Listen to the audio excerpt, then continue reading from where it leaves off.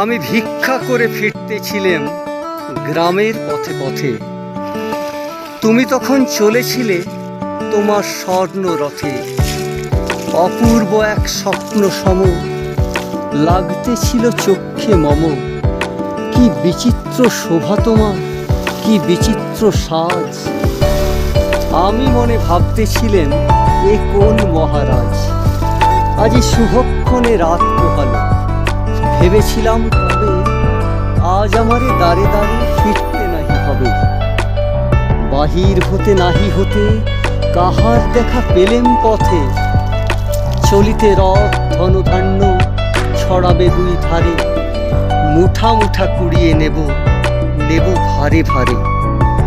দেখি সহসা রথ থেমে গেল আমার কাছে এসে। আমার মুখ পানি চেয়ে নামলে তুমি হেসে।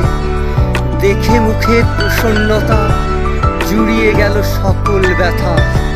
হেনকালে কিসের লাগে তুমি অকস্মাৎ। আমায় কিছু দাও গো বলে বাড়িয়ে দিলে হাত। মরি এ কি কথা রাজা ধীরাজ, আমায় দাও গো কিছু।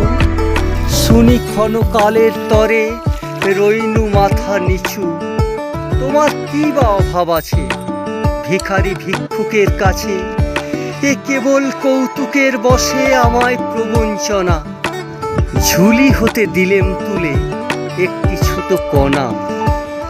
যবে পাত্রখানি ঘরে এনে উজাড় করি, এ কি ভিক্ষা মাঝে একটি ছোট সোনার কণা দেখি।